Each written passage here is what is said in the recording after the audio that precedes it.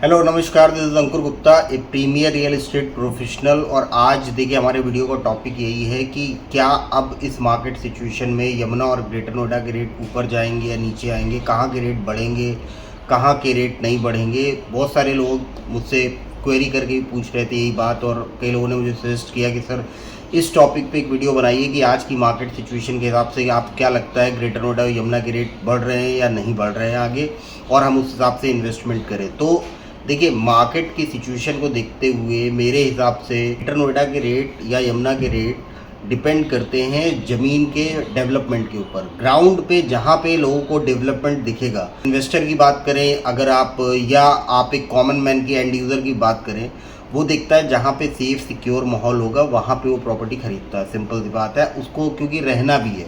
और end user जहाँ की प्रॉपर्टी को प्रेफर करता है, जिस प्रॉपर्टी को एंड यूज़र ले सकता है, वो उस प्रॉपर्टी के रेट सबसे ज़्यादा बढ़ते हैं। ग्रेटर नोएडा में ख़ास तौर पे जो मुझे दिखाई पड़ रहा है, ग्रेटर नोएडा के रेट अगले 1 सालों में 2.5 लाख के पार भी जा सकते हैं। और ये कोई बहुत बड़ी बात नहीं बोल रहा हूँ मैं कि 2.5 लाख के रेट कैसे पार जा सकते हैं, ये मुझे दिखाई पड़ रहा है क्योंकि ग्रेटर नोएडा में अभी 60 मीटर के प्लॉटों का रेट 2 लाख के आसपास पहुँच गया है। मतलब आपको 60 मीटर का जो प्लॉट मिलता है ग्रेटर नोएडा के अंदर, वो अच्छे किसी सेक्टर में आप जाएंगे तो प्लॉट भी आपको 1 करोड़ 20 लाख रुपए से कम नहीं मिलेगा प्लॉट।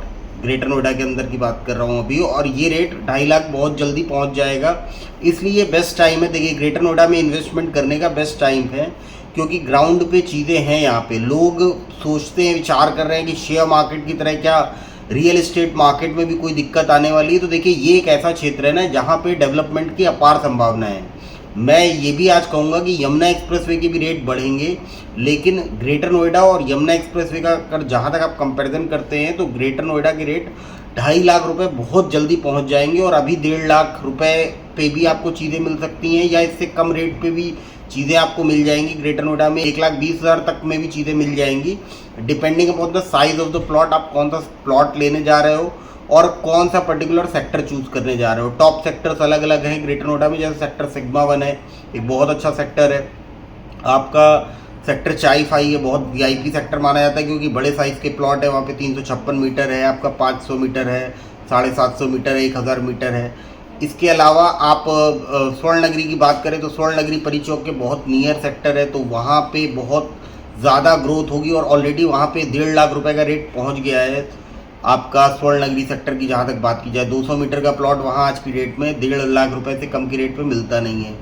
और यमुना एक्सप्रेसवे के लिए जहाँ तक बात की जा रही है, यमुना एक्सप्रेसवे में भी अब देखिए क्योंकि जेवर एयरपोर्ट का काम बहुत तेज़ी से चल रहा है, सारी चीज़ें ऑपरेशनल हैं, कॉरिडोर बन रहा है, अभी फरीदाबाद के साथ भी कनेक्टिविटी हो रही है, वो एक नया कॉरिडोर तैयार हो रहा है ग्रेटर नोएडा से। तो यहाँ पे विकास की अपार संभावनाएं हैं। आप दुनिया के किसी भी क्षेत्र में बैठे हैं, आप इंडिया के किसी भी क्षेत्र में बैठे हैं, अगर आपको रियल एस्टेट मार्केट में पैसा कमाना है तो इस क्षेत्र में, इस शहर में इन्वेस्टमेंट आप करेंगे greater Noida Yamuna expressway area में, तो यहाँ पे रेट काफ़ी तेज़ी से आगे बढ़ेंगे।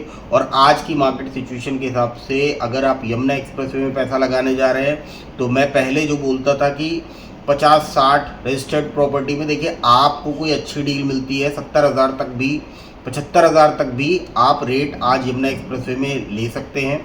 और अच्छी लोकेशन के ऊपर, जनरल लोकेशन का प्लॉट आज भी आप 65 से ऊपर वहाँ पे मत खरीदिए रजिस्टर्ड प्लॉट, जहाँ तक 300 मीटर की साइज़ की बात हो रही है यमुना एक्सप्रेसवे में। सिमिलरली वहाँ पे जितनी गेटेड सोसाइटीज़ हैं, बहुत सारे सोसाइटीज़ बन रही हैं जो बहुत ऊपर ज़्यादा रेट चार्ज कर रही हैं। मतलब आपसे आस्किंग प्राइस लाख रुपए, 1.25 लाख रुपए जो अगर मांग रहा है आपसे, वहाँ पे वो रेट नहीं अभी है। और उस रेट पे आप रजिस्टर्ड प्रॉपर्टी भी नहीं खरीदिए, मतलब इतना रेट नहीं है। अगर आप इस रेट पे खरीदते हैं तो अपने आप को कहीं ना कहीं रिस्क की सिचुएशन में डालते हैं, इतने महंगे रेट पे अगर वहाँ प्रॉपर्टी खरीदते हैं। देखिए मेरी सिंपल सी बात है, मैं कभी किसी का नाम लेते ही नहीं हूँ वीडियोस में। मैं सिंपल सी बात आपको बताना चाह रहा हूँ कि यमुना एक्सप्रेसवे में रेट बढ़ेंगे, लेकिन यमुना एक्सप्रेसवे की जो मार्केट है वो चलती है अथॉरिटी की सप्लाई के ऊपर। अथॉरिटी जितने ज़्यादा नंबर ऑफ़ प्लॉट्स लगातार निकालती जाएगी वो मार्केट उथल पुथल वाली ही रहेगी यमुना एक्सप्रेसवे में। जो हकीकत हम देखते हैं ना, वही अपने वीडियोस के माध्यम से आपके साथ शेयर करते हैं। और मुझे जो हकीकत दिखाई पड़ती है यमुना एक्सप्रेसवे की, गेटेड सोसाइटीज़ के नाम पे भी बहुत हैवी आपसे प्राइस चार्ज किए जा रहे हैं। वो कहीं से भी डिज़र्व नहीं करता, उतना रेट नहीं डिज़र्व करता वहाँ पे। आप रजिस्टर्ड प्रॉपर्टी अगर खींच के लेना चाहते हैं तो 70-75 हज़ार रुपये, 75 हज़ार रुपये मैक्स टू मैक्स। उससे ऊपर अगर आप लेते हो तो फिर आपका ही नुकसान होता है ना, क्योंकि अगर आपको उससे ऊपर रेट पे लेना है तो फिर तो आपके लिए ग्रेटर नोएडा बेहतर मार्केट है। क्योंकि मैंने पिछले वीडियो में बताया था कि यहाँ पे परी चौक से अगर आप जेवर एयरपोर्ट की डिस्टेंस देखेंगे तो 30 मिनट की ड्राइव है, 30-35 किलोमीटर डिस्टेंस है आपकी। 30-35 किलोमीटर की डिस्टेंस होने की वजह से जेवर एयरपोर्ट का जो रेजिडेंशियल प्रॉपर्टी को, जिस शहर को सबसे ज़्यादा एडवांटेज मिलना है, वो परी चौक और उसके नियर बाई सेक्टर्स हैं। ना तो मैं ग्रेटर नोएडा वेस्ट की बात करता हूँ इसमें, और ना यमुना एक्सप्रेसवे की बात करता हूँ अभी के लिए। यमुना एक्सप्रेसवे की सिटीज़ को आगे भविष्य में जो भी डेवलपमेंट ज़मीन पे आएगा उसके बाद वहाँ की प्रॉपर्टीज़ के रेट बढ़ेंगे, लेकिन ग्रेटर नोएडा से डिफरेंस उसका कभी कम नहीं होगा।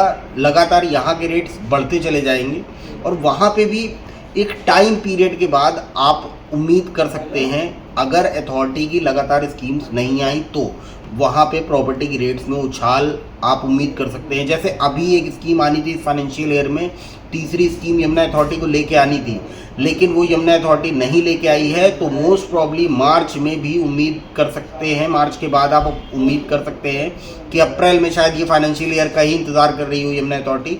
इसके ख़त्म होते ही अगले फाइनेंशियल ईयर में वो जो सेक्टर 18 के 9A 9B पॉकेट वाली स्कीम है वो आ सकती है। और एक चीज़ और मैं अपने वीडियोज़ के माध्यम से आपको बता दूँ कि देखिए, प्रॉपर्टी के रेट हमेशा बढ़ते हैं, लेकिन अगर आपके पास पेशेंस है तो प्रॉपर्टी आपको कभी नुकसान नहीं देती, बशर्ते वो आपने लीगल प्रॉपर्टी खरीदी हो। क्योंकि यहाँ पे इस क्षेत्र में ख़ास तौर पे आपको ऐसी इलीगल प्रॉपर्टी भी बेची जा रही हैं जो सस्ते रेट के लालच में एक आम आदमी जिसके जाल में फंस जाता है और फिर बेचारे के पास ज़िंदगी भर पछताने के अलावा कोई दूसरा रास्ता नहीं होता। इसीलिए मैं सजेस्ट करता हूँ कि देखिए, अगर आपके पास बजट नहीं है तो फिर अगर आपके पास लीगल प्रॉपर्टी आपको नहीं मिलती तो छोटे साइज़ की तरफ चले जाइए। अगर आपके पास बजट नहीं है ना तो अथॉरिटी की ही चीज़ें लीजिए, अथॉरिटी की रजिस्टर्ड प्रॉपर्टी पे ही आप इन्वेस्टमेंट करिए, अपना पैसा लगाइए, क्योंकि मेहनत का पैसा है आपके। और अगर आपके पास बजट है तो फिर आप बड़े साइजेस की तरफ देख सकते हो, और बड़े साइजेस में जितने बड़े साइजेस में आप जाते हैं, सिंपल सी बात है, आपको रेट कम मिलते हैं उसके। और भविष्य इस क्षेत्र का ब्राइट है, आप यहाँ पे पैसा इन्वेस्टमेंट कर सकते हैं। रिक्वायरमेंट देखिए जैसी होती है, आपको अपने हिसाब से इन्वेस्टमेंट करिए। बजट है तो बड़े साइजेस पे चले जाइए, बजट नहीं है तो छोटे साइजेस पे चाहिए। लेकिन अगर आप ग्रेटर नोएडा या यमुना एक्सप्रेसवे कहीं पे भी इन्वेस्टमेंट कर रहे हैं तो कोशिश करिए कि अथॉरिटी की चीज़ें लें, रजिस्टर्ड चीज़ें लें, और ऐसी प्रॉपर्टी खरीदें जिसमें आपको नुकसान ना हो भविष्य में। क्योंकि जैसा मैंने कहा कि प्रॉपर्टी हमेशा आपको फ़ायदा देती है, बशर्ते आप लीगल प्रॉपर्टी खरीदो। इलीगल प्रॉपर्टी पे बुलडोज़र चलता ही चलता है। बाकी किसी भी क्वेरी के लिए मैंने बताया, साइड मेरा नंबर दिया गया है। और आपको अगर मेरे वीडियोस पसंद आते हैं तो please subscribe my YouTube channel और मेरे वीडियोस को लाइक और शेयर भी कर दीजिए। बाकी thank you, have a good day, जय हिंद, जय भारत।